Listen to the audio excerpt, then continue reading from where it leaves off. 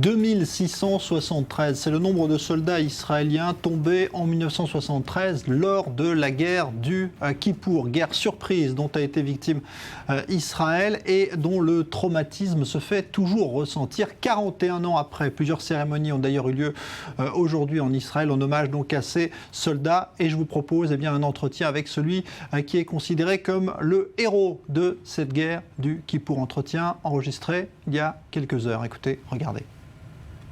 En ce jour anniversaire du déclenchement de la guerre du Kippour en 1973, nous sommes avec un invité de marque, Avigdor Kalahani. Bonjour, vous êtes ancien brigadier général dans l'armée israélienne, héros de cette guerre de Kippour pour laquelle vous avez eu une distinction la plus importante dans l'armée israélienne.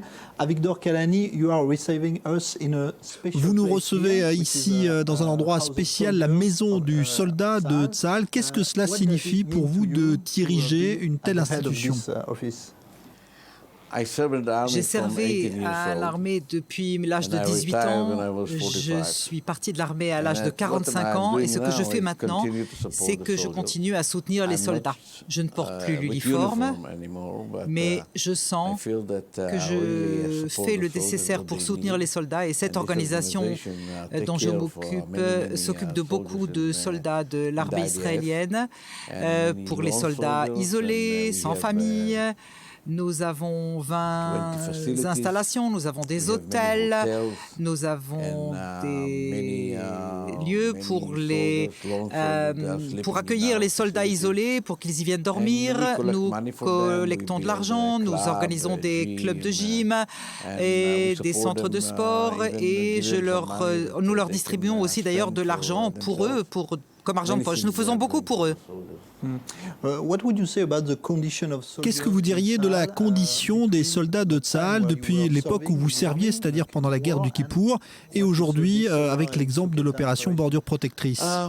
Je pense que Tzahal aujourd'hui s'occupe bien plus de chaque soldat, s'occupe des loisirs. Nous avons des villages de loisirs où ils peuvent se reposer pendant une semaine. Chaque soldat combattant a une semaine de vacances en village de loisirs. À mon époque, nous n'avions pas ce genre de choses. Il n'y avait pas un service spécial comme celui-là pour ces soldats isolés.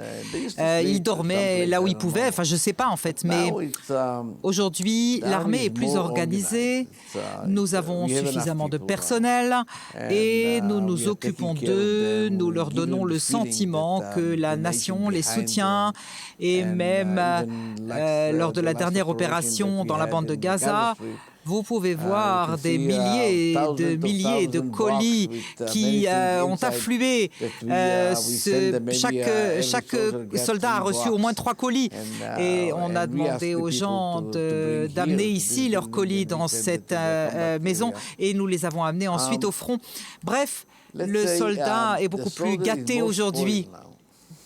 So let's go back to the Kippour War, for where you were distinguished. Revenons maintenant à la guerre du Kippour pour laquelle vous avez été décoré. Est-ce que vous vous souvenez précisément de cette bataille qui vous a valu cette médaille? Est-ce que vous pouvez nous raconter? I was battalion commander. J'ai été le commandant du bataillon, j'avais eu l'expérience de la guerre de 67, j'ai été gravement blessé pendant la guerre des 6 jours en 67, j'ai été hospitalisé pendant 1 an à l'époque et ça a été une décision difficile pour moi de revenir au commandement de tank.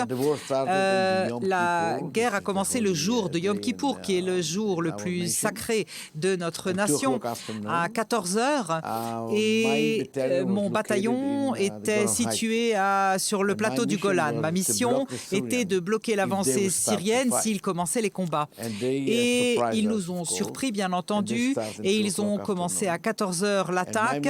Ma mission était, sur le nord du plateau du Golan, de les bloquer. J'ai commencé avec environ 40 tanks.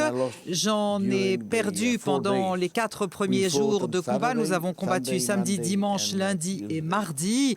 Après cela, nous avons commencé à manœuvrer vers Damas et nous nous sommes arrêtés à 35 km de Damas.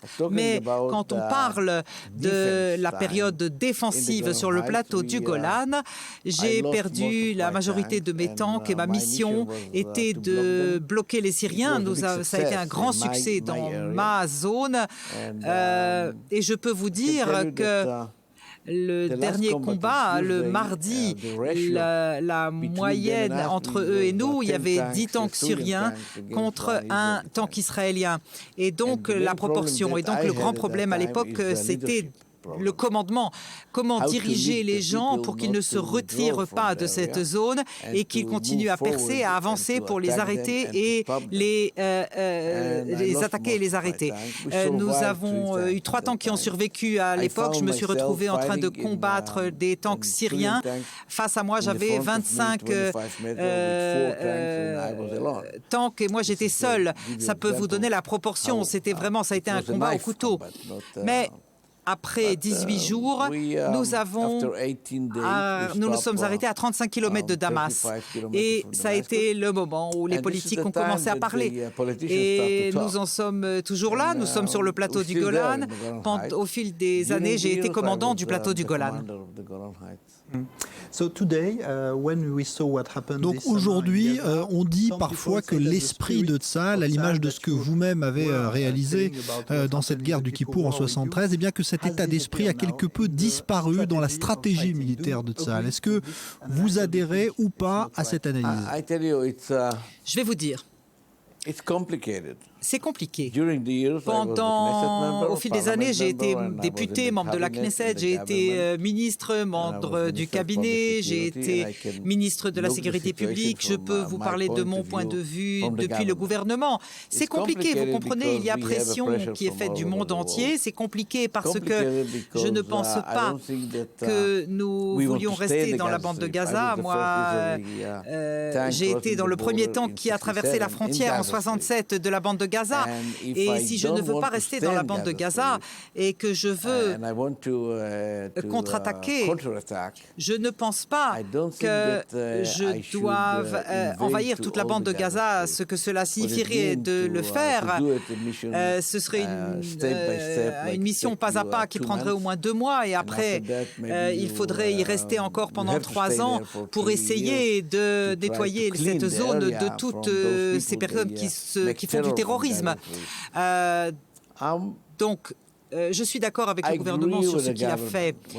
J'ai vu les soldats, j'y ai passé toutes mes journées, j'ai parlé avec les soldats et le moral était très haut. Toute la technologie que nous avons utilisée dans notre pays, ce sont des technologies incroyables, c'est complètement différent de ce que c'était. Et l'armée était prête à attaquer là où ça aurait été nécessaire, où les ordres auraient été donnés. C'est compliqué parce que nous essayons de bouger entre la situation politique et la pression internationale et les soldats. Mais si vous me posez la question à moi,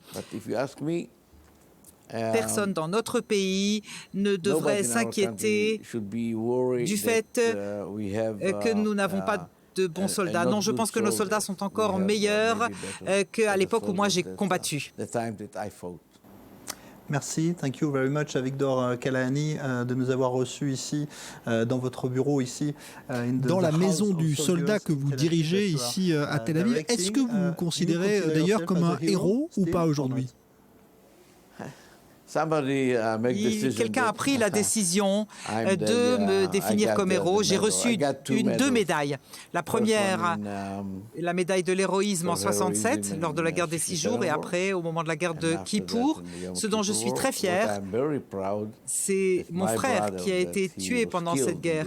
Lui, il a été décoré aussi comme héros de guerre. Et donc, mon foyer a 3 médailles. Merci. Merci beaucoup, Avigdor Kalani, d'avoir été notre invité. Merci à vous. Voilà donc pour cet entretien avec Victor Kahalani, le brigadier général de réserve et donc héros de la guerre de Kippour, titulaire de la plus haute distinction militaire jamais décernée en Israël. C'est la fin du Grand Direct, un nouveau journal à venir dans un instant. Bonne soirée.